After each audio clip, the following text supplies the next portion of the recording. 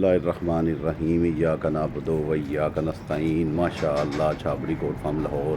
Top proof گوٹ farming کے حوالے سے چلو گوٹ فارمنگ سیکھیں اور سکھائیں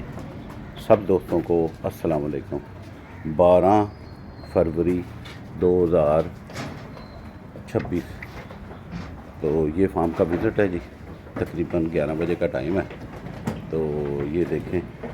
ماشاءاللہ جانور بسین کھا رہے ہیں 2 بچے یہ دو انجوائے کر رہے ہیں کچھ بچے وہ انجوائے کر رہے ہیں تو الٹیمیٹلی سارے جانور ٹھیک ٹھاک ہیں تو یہ ایک نیچے سے جانتیاں مار رہا ہے یہ آیا یہ ہے شہزادہ ٹھیک ہے تو آج جاتے ہیں چلو جی آپ کو پروفٹ کا بارے میں ڈسکس کرتے ہیں کہ بکریوں میں بکری کی فارمنگ جو ہے نا ایک تو شوق ہے سیدھی سی بات ہے دوسرا یہ ہے کہ اس میں فائدہ ہے کہ آپ کو دودھ ملتا ہے جو کہ آپ کے بچوں کے لیے اور آپ کے لیے بھی بذات خود بہترین دودھ ہے دودھ میں سے اگر بہترین دودھ کوئی کسی جانور کا اگر لگایا جاتا ہے نا تو وہ بکری کا لگایا جاتا ہے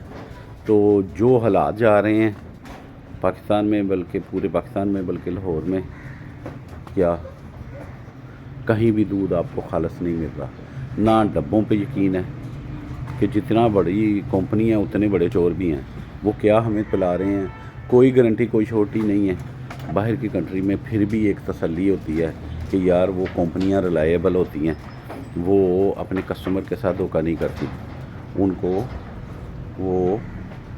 پیسے کماتی ہیں لیکن چیز جو پروڈکٹ ہے نا وہ صحیح دیتے ہیں صحیح پروڈکٹ وہ دیتے ہیں ڈیلیور کرتے ہیں تو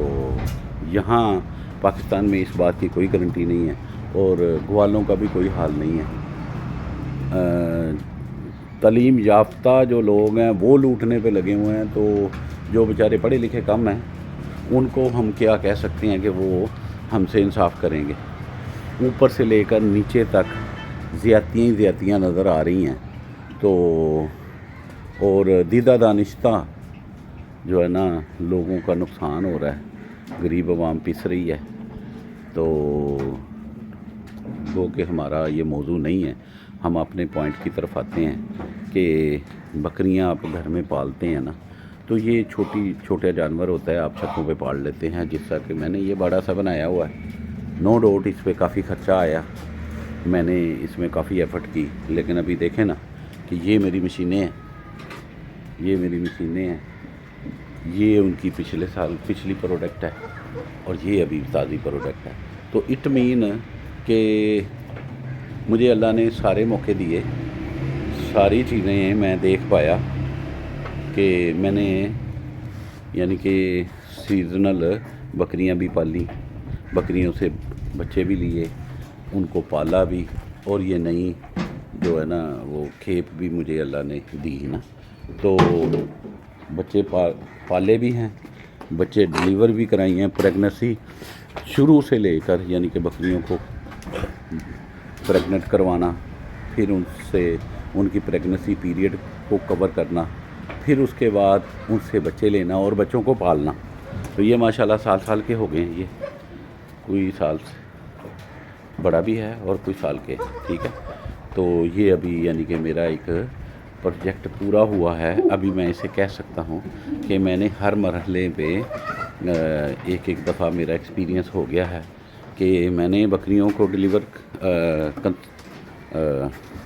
کراس کروایا ان سے بچے لے کے ان سب کو پالا اور ابھی یہ دیکھیں میرے پاس نئے بچے بھی ہیں تو سارے سٹیپ کا تھوڑا ایکسپیرینس میں یہ نہیں کہتا کہ میں نے سب کچھ سیکھ لیا ابھی بھی سیکھنے کو بہت کچھ ہے لیکن میں نے دیکھا جو میرا لیسن لرنڈ ہے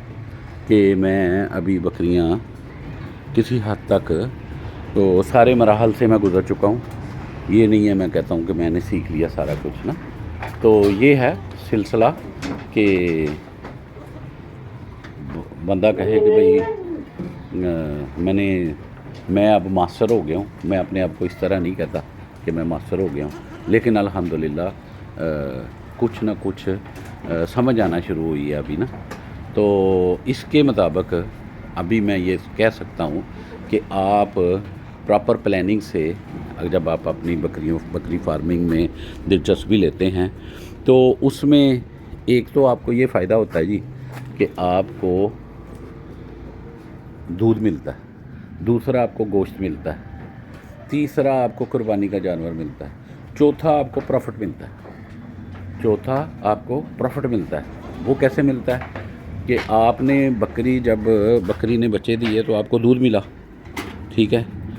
और उस दूध से आपके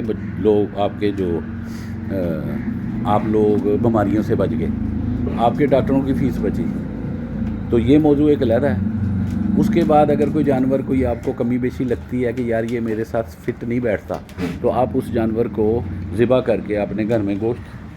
तो वो भी एक प्रॉफिट में आ गया। यानी कि आपने मुल्का ख़रीदना है तो वो आपके पास गोश्त आ गया ना, ठीक है। उसके बाद आप उसमें से कुछ बकरे आप कुर्बानी के लिए, इतने बकरे आप कुर्बानी के लिए पालें कि जितने से आपको साल का पूरा खर्चा, मेन खर्चा आपने कुर्बानी के जानवरों से निकालना है, ठीक है। तो वो पूरे साल का खर्चा, अगर साल में 12 महीने हैं तो आप 12 बकरे कम से कम पालें। मेरे पास इतने नहीं हैं लेकिन मैं अभी इस नतीजे पर पहुंचा हूँ। तो 12 बकरे जब आप पालेंगे, वो बकरे आपको इतना नफ़ा देंगे कि आपका साल का कवर हो जाएगा। और इसका दूध या इसमें कोई अच्छी बकरियां बचती हैं जो आप पालते हैं तो वो अलहदा है। तो स्टेप बाय स्टेप हर एक स्टेप में फ़ायदा है। हर एक स्टेप में आप फ़ायदा निकालें तो थोड़ा थोड़ा फ़ायदा करके आप देखेंगे। ये छोटे पैमाने पे है,